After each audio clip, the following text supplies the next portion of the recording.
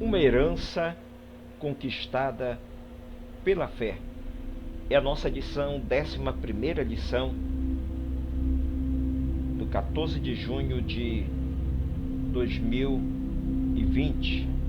O texto do dia nos diz: retenhamos firmes a confissão da nossa herança, porque fiel é aquele que prometeu. Hebreus capítulo 10, versículo 23. Quando Josué recebeu a missão de conquistar Canaã e partilhá-la entre as tribos, os anos foram passando e ele foi envelhecendo. Então o Senhor determinou que ele fizesse logo a divisão das terras já conquistadas, bem como das partes ainda a serem subjugadas. A lição que nós aprendemos aqui é preciso que cada pessoa entenda o tempo certo de começar e o tempo de parar. Principalmente o tempo de parar. A palavra do Senhor diz que é melhor o fim do que o começo. Muitas vezes, quando nós não sabemos o tempo de parar, nós acabamos sendo pedra de tropeços no crescimento de muitas pessoas na casa de Deus e em qualquer lugar onde essa palavra se aplica. Quando nós olhamos aqui a herança, nós vemos Josué distribuindo a herança aos filhos de José, Efraim e Manassés, que tiveram prioridade pelo fato da primogenitura que foi outorgada a Judá, ou melhor, a José. Judá também, ele recebe uma primazia entre os seus irmãos. Judá era poderoso entre os seus irmãos, e dele viria o Messias, o Salvador da humanidade. Dentre Judá havia um herói nacional chamado Caleb. Caleb, que antes do sorteio ele pleiteou a herança prometida a ele por Deus no tempo de Moisés. Ele chega para Josué lá no capítulo 14 e diz assim: tu sabes o que o Senhor falou a Moisés, homem de Deus, em Cades Barneia, a respeito de mim e de ti? Tinha eu 40 anos quando Moisés, servo do Senhor, me enviou de Cades Barneia para espiar a terra, e eu lhe relatei como sentia no coração. Mas meus irmãos que subiram comigo desesperaram o povo. Eu, porém, perseverei em seguir o Senhor, meu Deus. Então Moisés naquele dia jurou, dizendo: certamente a terra em que puseste o teu pé será tua e de teus filhos em herança perpetuamente, pois perseveraste em seguir o Senhor, meu Deus. Eis que agora o Senhor me conservou em vida, como prometeu há 45 anos há, desde que o Senhor falou esta palavra a Moisés, andando Israel ainda no deserto, e já sou agora de 85 anos, estou forte ainda hoje, como no dia em que Moisés me enviou. Qual era a minha força naquele dia? Ainda hoje estou com esta força. Vejam uma história de fé. Uma história de fé nunca é esquecida. Uma história de confiança em Deus jamais ficará no limbo, jamais ficará no esquecimento, jamais ficará no anonimato, jamais ficará dentro de uma sala mofenta. Mas primeiro nós precisamos analisar a mente de Caleb, a mentalidade deste homem que se recusou a pensar como os 10 espiões. Ele e Josué fazem parte da resistência que se colocaram ali naquele momento em Cades Barneia, naquele momento crucial, quando todos, instigados pelos 10, quiseram retornar ao Egito e acharam que a promessa da terra prometida era apenas uma ilusão, uma balela da boca de Deus. Isso desagradou tremendamente o coração de Deus. A maioria daquelas pessoas não viram a terra prometida, tombaram no deserto com promessa e tudo. Tem muitas pessoas que têm promessa de Deus na sua vida, mas elas não creem na promessa de Deus. O resultado, muitas vezes, é morrer sem aquela promessa acontecer na sua vida. Sabe por quê? Porque a promessa é condicional. A promessa não cai na nossa vida como frutos maduros. Nós aprendemos aqui com Caleb que, mesmo com aquela promessa de Deus, 45 anos depois, ele foi reivindicar aquela promessa.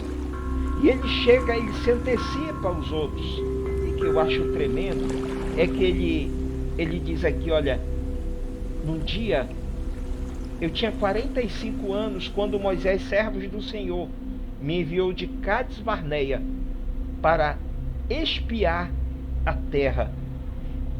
E os meus irmãos que subiram comigo desesperaram o povo, mas eu perseverei em seguir a Deus. Ele disse, olha, eu mantive a minha fé no Senhor. O resultado disso é que o Senhor me conservou 45 anos, desde essa promessa até aqui. Estou com 85 anos, mas a minha força ainda está como um garoto de 45 anos, pronto para o combate. A lição que eu percebo aqui é que a fé, ela tem um poder sobrenatural e algo misterioso de nos conservar não somente a nossa percepção, a nossa maneira de ver as coisas, mas principalmente o nosso físico. É um mistério que precisa ser buscado diante de Deus, e só obtém isso quem anda numa vida de fé. Ele disse, eu estou forte ainda hoje, como no dia em que Moisés me enviou. O que me chama a atenção é que Caleb, ele se recordou daquela palavra proferida naquele culto pelo pastor Moisés. Quantas vezes nós esquecemos da palavra de Deus, da palavra ministrada de Deus, da palavra escrita de Deus, e nós acabamos às vezes caindo na murmuração, caindo na rebelião contra Deus. Mas Caleb, ele permaneceu fiel, e o resultado é que ele recebe a herança. Mas que herança era essa? A herança que Caleb recebera era uma herança cheia de gigantes, e ele sabia disso. Deixa eu te dizer, quanto maior a sua convicção e a sua fé no Senhor, maiores serão os desafios, mas maior é aquele que está com você. E Caleb diz, o Senhor está comigo para conquistar esta montanha. Em um outro momento nós vemos aqui também um outro episódio dessa divisão, foi o quinhão que coube a Otiniel e Axa, filha de Caleb. Esse fato serve para mostrar que devemos lutar por nossos ideais.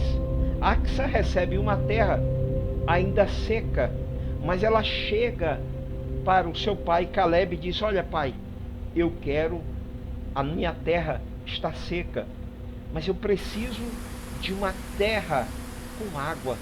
Meus amados, isso fala de nós não nos acomodarmos à nossa situação. A palavra do Senhor diz, não vos conformeis com esse sistema, mas transformai-vos pela renovação da vossa mente, para que experimenteis qual seja a boa e agradável vontade de Deus.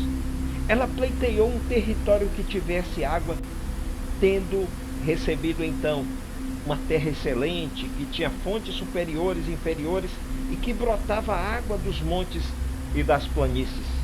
Nossas bênçãos espirituais e materiais devem ser buscadas com afinco. Como eu já falei, as promessas não caem sobre nós. Nós devemos buscar as promessas feitas de Deus na nossa vida. Uma outra lição que nós podemos ver aqui é a passividade dos filhos de José em contraponto à filha de Calebe. Efraim e Manassés, eles preferem aceitar os problemas. A tribo de Efraim recebeu, por exemplo, dentro das cidades, Jezé como herança, mas não expulsou os cananeus que habitavam ali. A tribo de Manassés também teve uma postura. A tribo de Manassés teve uma postura completamente passiva diante da ordenança de Deus de expulsar os cananeus daquela terra que foi lhe dada por herança. Como consequência disso, eles acabaram tendo que conviver com aqueles inimigos e adotar os seus costumes, as suas perversões. Segundo a palavra de Deus, se transformou um laço. Aquilo que nós não confrontamos vai nos dominar. Aquilo que nós não resistimos vai nos invadir. É por isso que nós temos que ter sempre uma postura de firmeza, uma postura inflexível diante da ordenança divina. Simplesmente obedecer. Muito bem, nós chegamos aqui ao final do nosso estudo de hoje.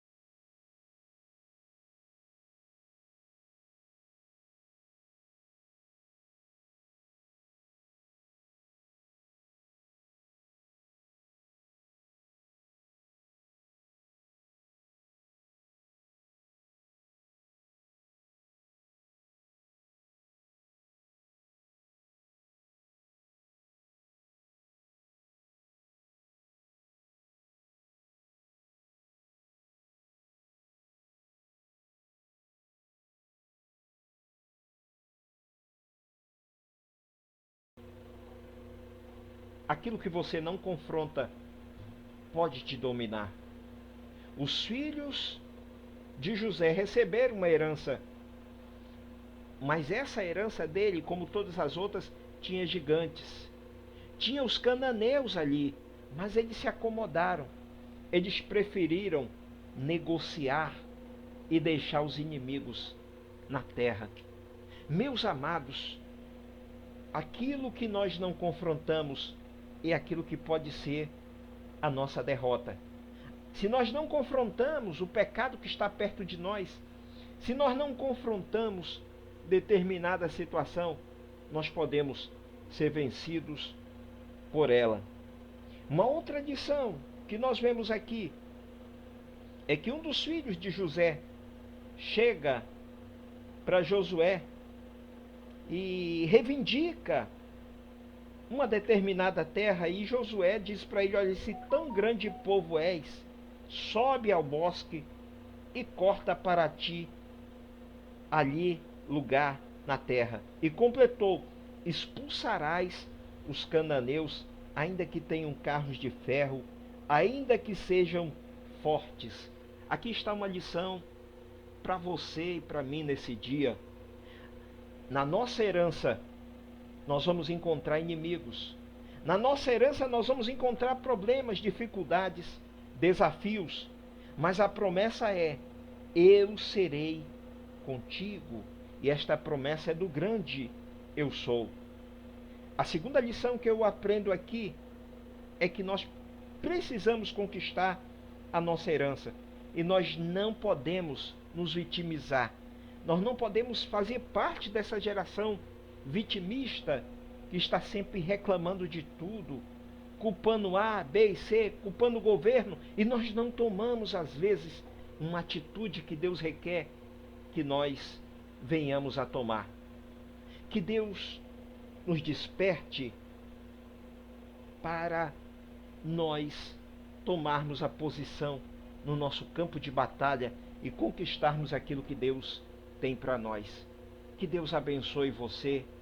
E antes de você concluir a visualização desse vídeo, peço que você deixe o seu like. Se você não é inscrito no nosso canal, inscreva-se para você receber todos os domingos a doce e maravilhosa palavra de Deus através dessas lições bíblicas, no nome de Jesus.